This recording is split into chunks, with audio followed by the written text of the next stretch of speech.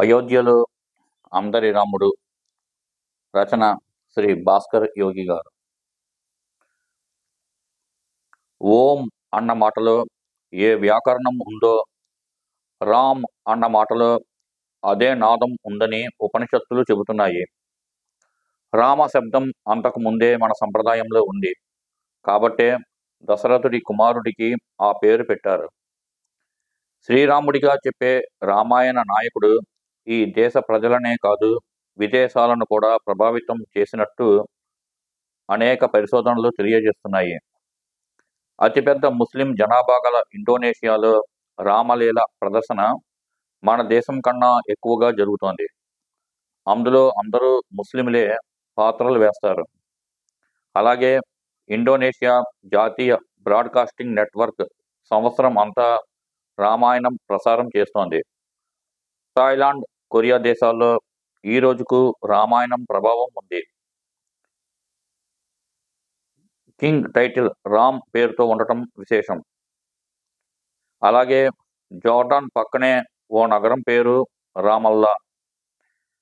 Iraq, Turkey సరిహద్దుల్లోని గుహల్లో కిరీటధారిగా రామచిత్రం దొరికింది. Latin America హోండురాస్లో monkey God అని హనుమను పిలుస్తారు. ఇలా అయోధ్య నుంచి హోండురాస్ వరకు రాముడు వెళ్ళిన మాట వాస్తవం. భారత్లోనైతే ఇక చెప్పాల్సిన అవసరం లేదు.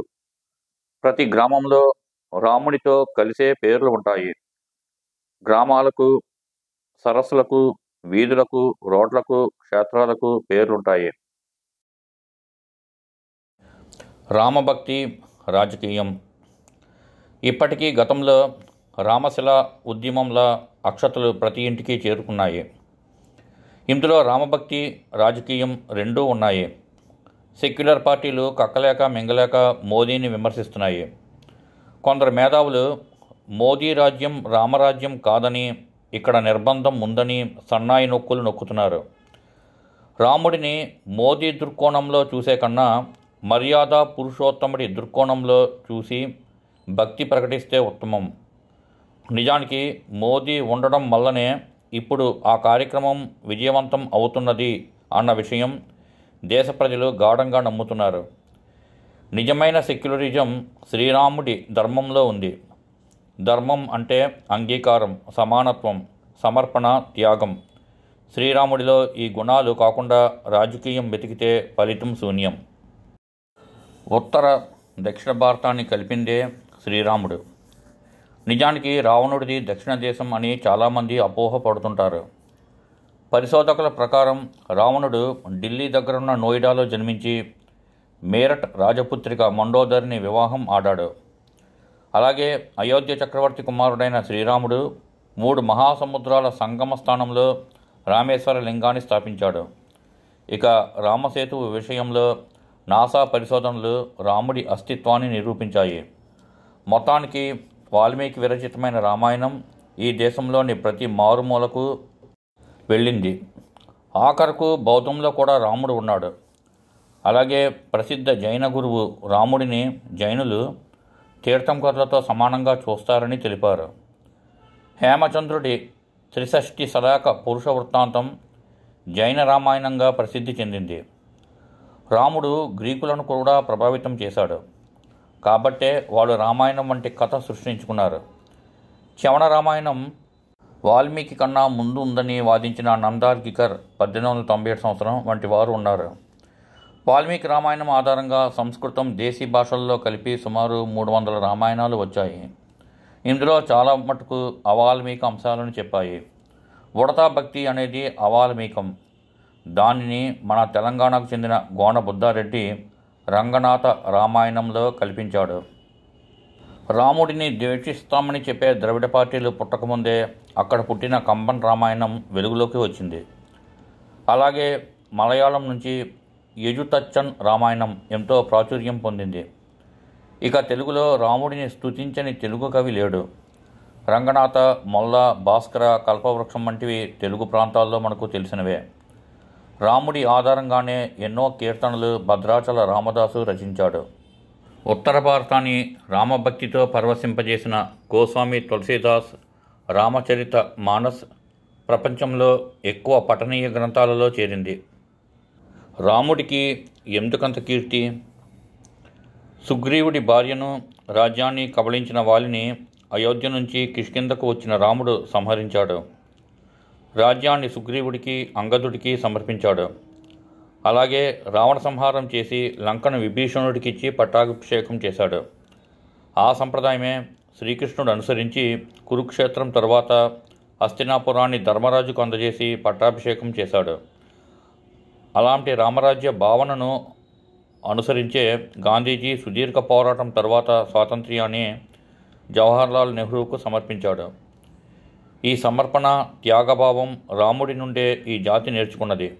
అందుకే రాజ్యాంగ రచన తర్వాత ప్రముఖ చిత్రకారుడు నందలాల్ కోస్తా రామచిత్రం గీయించి అందులో పొందుపరిచాడు. కుటుంబ వ్యవస్థ, ధర్మం, త్యాగం, ప్రేమ, స్నేహం, సత్యం, ఏకపత్ని వ్రతం రాముడు ఈ జాతికి ఇచ్చిన మౌలిక సూత్రాలు. ఇదే భారతీయ జీవనంగా, రామరాజ్యంగా చెబుతారు. వాల్మీకి అయోధ్యకాండలో వర్ణించిన అయోధ్య ప్రజల జీవితం రామరాజ్య భావనలో ప్రధాన భాగం. అది కావాలని ఈ దేశం కోరుకుంది. రామమందిరం ఆత్మగౌరవ పోరాటం.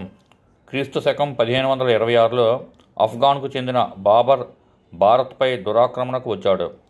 అతడి సేనాని మీర్ బాకీ 1528లో అయోధ్యపై దాడి చేసి రామజన్మ ప్రాంతాన్ని కూల్చివేశారన్నది చరిత్ర. ఈ క్రమంలో దాడిని అడ్డుకునేందుకు అనేక యుద్ధాలు జరిగాయి. అసంఖ్యాక ప్రాణాలు పోయాయని చరిత్రకారులు చెప్పారు. మొత్తానికి 1885లో ఫైజాబాద్లో కోర్టు పంచాయతీ మొదలైంది. 1976, 77, 2003లో తవ్వకాలు జరిగాయి. 2003 మార్చి 12 నుంచి ఆగస్టు వరకు లక్నో హైకోర్టు బెంచ్ ఆదేశాలతో బీఆర్ మనీ ఆధ్వర్యంలో జీపీఆర్ సిస్టంతో తవ్వకాలు జరిపిన అనంతరం 574 పేజీల నివేదిక సిద్ధమైంది. తర్వాత కాలంలో రాజీవ్ గాంధీ, షహబానో కేసులో అవలంబించిన సంతుష్టీకరణ భారతీయ జనతా పార్టీకి కొత్త ఆయుధాన్ని ఇచ్చింది. 1990లో బీజేపీ అగ్రనేత లాల్కృష్ణ అద్వానీ చేసిన సోమనాథ్ నుంచి అయోధ్య వరకు రథయాత్ర ఈ ఉద్యమాన్ని మరో మలుపు తిప్పింది. చివరకు 2019 నవంబర్ 9న రామమందిర నిర్మాణంపై 5 జడ్జీల తీర్పు ఇప్పుడు అయోధ్యలో మందిర నిర్మాణానికి బాటలు వేసింది. నాగర శైలిలో 380 అడుగుల పొడవు, 250 అడుగుల వెడల్పు, 392 స్తంభాలు, 44 ద్వారాలతో, 5 మండపాలతో జనవరి నెల 22న ప్రాణప్రతిష్ఠ జరగనుంది. భారతదేశంలో హిందువులను కాశ్మీర్ నుంచి కన్యాకుమారి వరకు ఏకం చేసిన మహోద్యమ రామ మందిరం ఉద్యమం. వైరుధ్యాలొద్దు.